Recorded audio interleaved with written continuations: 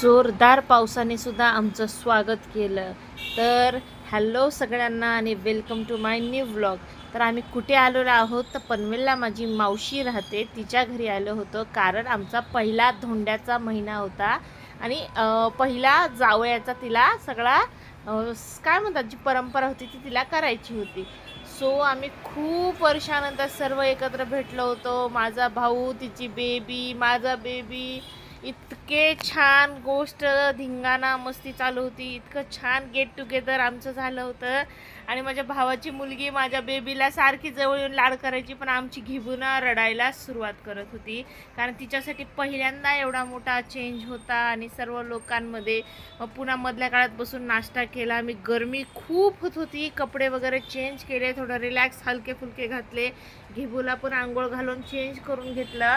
पण आमची घेबू फक्त रडत होती पूर्ण दिवसभर. तिला कसं बसं हँडल केलं. मग थोडंसं बाहेर पडलं होतं सगळे, म्हटलं उसाचा रस पिऊया. आणि सगळ्या फॅमिलीने मिळून एक छोटा रस पिला आणि मग मेन फंक्शनची सुरुवात झाली. मग पुन्हा एकदा ड्रेस बदलला, पूर्णपणे तयारी केली, सजावट केली आणि आमच्या मावशीने आमचं स्वागत केलं.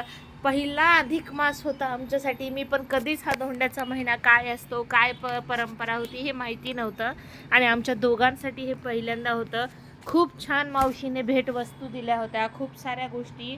आणि तिथून आम्ही संध्याकाळी बाहेर पडलो घरी निघायला.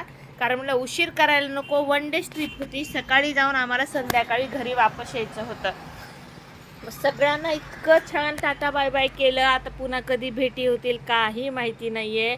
आणि सगळ्यांना आम्ही इतकं छान सी ऑफ केलं. सगळे खुश पण होते, हॅपी पण होतो आणि काही नाही, बस असं निघालो. पण पुन्हा काय झालं माहिती आहे का, कॅबचा थोडा एक्सपिरियन्स मला चांगला नाही वाटला जरासा. पण ठीक आहे, असो. मग हे आहेत आमचे PSI शैलेश भाऊ. हे माझ्या हस्बंडचे खूप चांगले मित्र आहेत आणि मग खास त्यांची भेट घ्यायला पनवेलवरूनच जात होतो.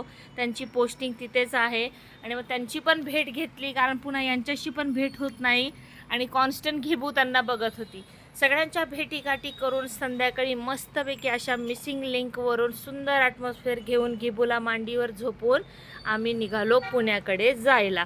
एकंदरीत थोडा हेक्टिक डे होता, पण फॅमिलीसोबत मजा करून वापस येताना थकवाही जाणत होता आणि आनंदही खूप होत होता.